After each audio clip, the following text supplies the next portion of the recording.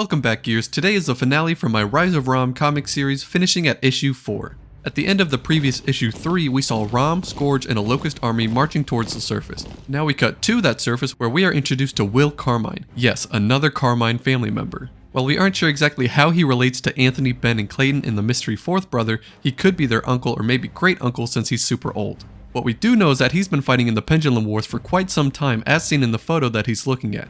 We can see him in this young squad, either being this guy or maybe the guy in the helmet, which seems a bit more Carmine-esque. And we do see that helmet variant in his locker. This helmet looks very similar to Clayton's helmet with the shape and large mask to it. While Will himself has no kids and never wants them, it is revealed how far the Carmine military family goes, as Will served under his father during the Pendulum Wars, and his father served under his father too. Their military traditions are rooted deep in their history and were carried on even up to Gears 5, 42 years later.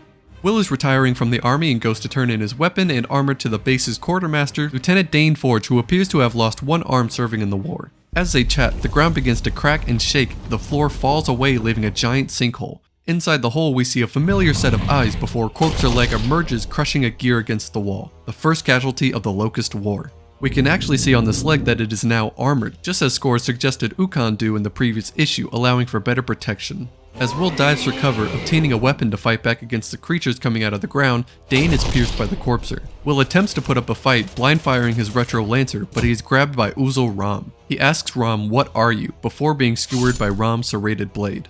RAAM then speaks with Jermad, demanding he lead the bloody vanguard against the humans, but to capture enough to meet their quota, a debt made with Ukon. We saw Ukon make this deal with Skorge in issue 3, where Skorge asked Ukon to continue his experiments, but Ukon needed test subjects in order to do so.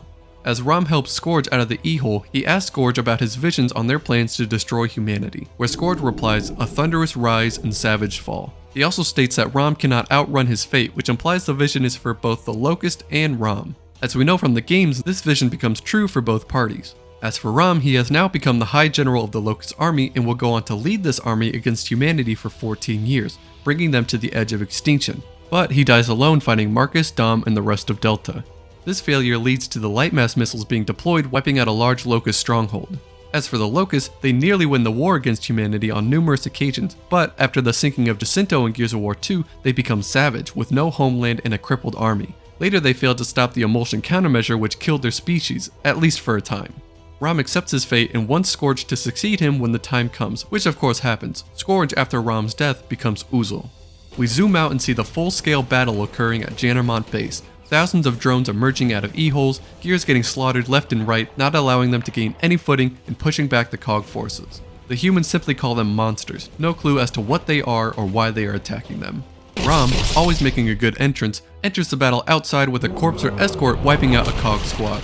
In the background we can see Cedars and Nemesis in the fight, targeting air support specifically. The King Raven pilot states that we are at Jannermont FOB, which stands for Forward Operating Base for the city of Jannermont. RAAM then begins slaughtering Gears with his blade in one hand and shooting his custom Troika turret in the other. Skorge covers his backside and Jermad provides support from a distance with his breach shot. One Gear comes close to nailing RAAM in the head but cowers as RAAM turns to face him. RAAM chucks his blade into the Gear's face, dropping him to the ground.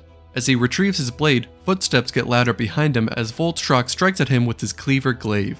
Sraak was previously ordered by Myrrah to defend the Hollows against the Lambent, but he has come to assassinate RAAM to reclaim his title as Uzil.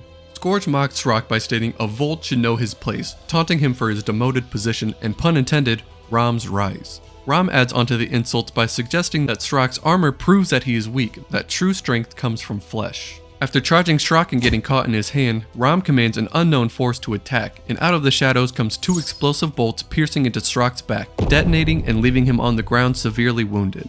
A true warrior needs only his bare hands, says RAAM as he rips out Sraak's heart, killing him.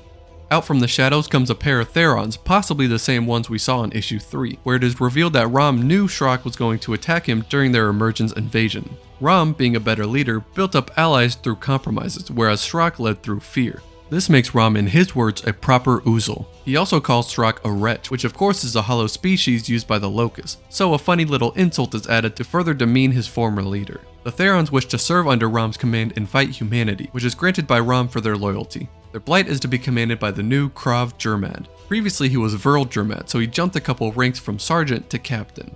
Skorge doubles down on his vision of RAAM's end, making sure he knows he will always do his best to protect him like brothers should. Raam continues to accept his fate, but chooses to use his time to decimate as much as humanity as he can. I will demand recognition from our gods, possibly hinting that Skorge is turning him into a believer, or maybe he believes in different gods. The final page shows Raam and Skorge side by side leading the Locust forces to attack the rest of Jannermont City. And that's the end of the Rise of Raam comic series. Thank you so much for watching, and please let me know what you liked and what I could improve on down in the comments. Also, like and subscribe for future videos too.